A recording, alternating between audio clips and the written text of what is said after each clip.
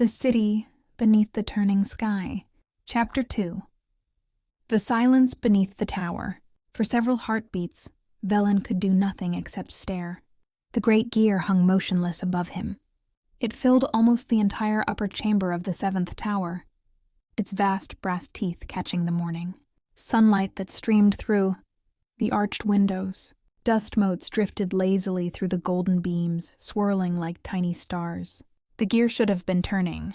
Slowly, steadily, relentlessly. It always had.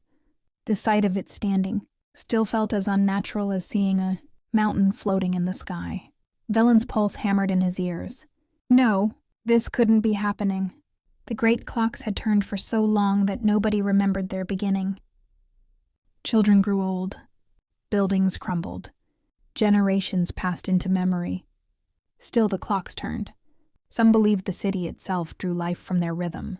Others whispered that if the great clocks ever stopped, the pattern would begin to fray. Old stories, ancient superstitions, nothing more.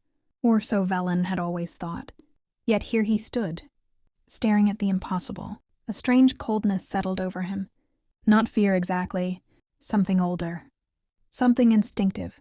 The same feeling one might experience standing at the edge of a vast abyss hidden beneath fresh snow. The silence deepened. It wasn't merely the absence of sound. The tower felt different, changed, as though something living had quietly departed. For his entire life, the great mechanisms had spoken through the stone, a constant vibration, a distant turning, a low mechanical heartbeat that most citizens never consciously noticed. Now it was gone. The absence felt enormous. Velen became aware of sounds he had never heard before.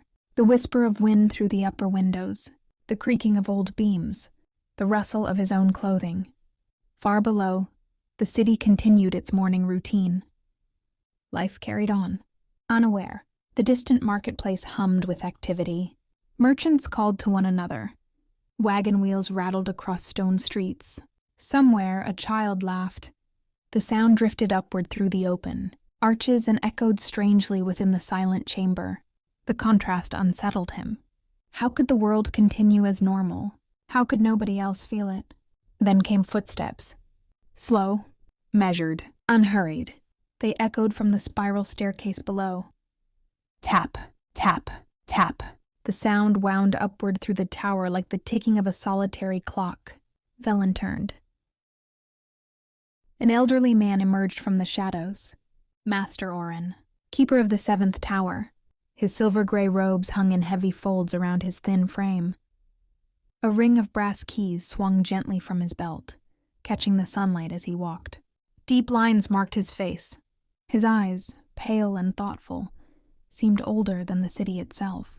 In one hand he carried a small brass lantern, though Velen had never once seen him light it. The old clockmaker always carried it.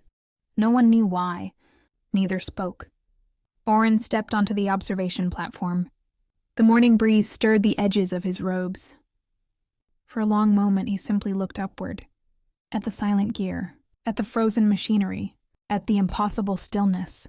His face revealed nothing. No surprise, no confusion, only a quiet sadness. Finally he nodded. A small movement, as though confirming a suspicion he had carried for many years. "It has happened then." The words felt heavier than the silence itself. Velen stared at him. "You knew?"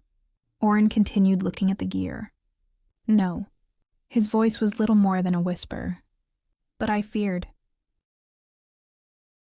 Below them, the bells of the lower districts chimed the hour. Their clear tones floated across the city. Birds circled above the rooftops. A flock of silver-winged sky doves crossed between two distant towers. Life continued. Beautiful, ordinary, unaware. Velen stepped toward the railing. The spiral city stretched before him. Golden rooftops glimmered beneath the morning sun. Bridges curved gracefully between towers. Steam drifted from chimneys. The great spiral roads wound outward from the city center like rings upon water. Beyond the walls, forests of amber-leaf trees shimmered in the distance. And above it all, the turning sky revolved in its endless, majestic dance. Everything looked exactly as it had an hour ago. Yet somehow nothing felt the same. "Shouldn't we tell them?" Velen asked. Orin followed his gaze across the city. "Tell them what?" The question caught him off guard. Velen opened his mouth, then closed it again. A clock had stopped. The words sounded ridiculous. Too small, too simple. What he felt standing within this silence was something far greater than a broken machine. Something ancient, something hidden, something waiting. The old clockmaker rested both hands upon the stone railing. His fingers traced grooves worn smooth by centuries of use. "The people hear the clocks," he said quietly. "The clockmakers hear the spaces between them." Velen frowned. The saying was ancient. Every apprentice learned it. Every master repeated it. Yet today the words felt different. Sharper, as though they carried a meaning hidden beneath the meaning. "What does it mean?" he asked. For the first time, uncertainty crossed Orin's face. His gaze drifted toward the center of the city.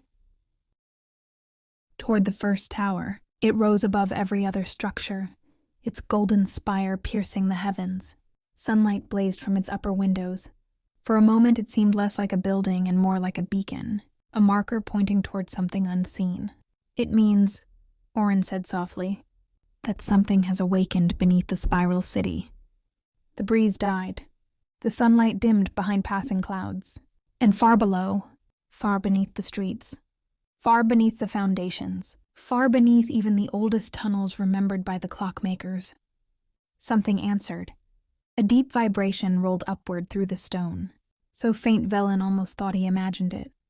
Yet he felt it beneath his feet. A pulse, ancient, patient, alive. And somewhere below the city, in darkness untouched by sunlight or memory, something had begun to stir.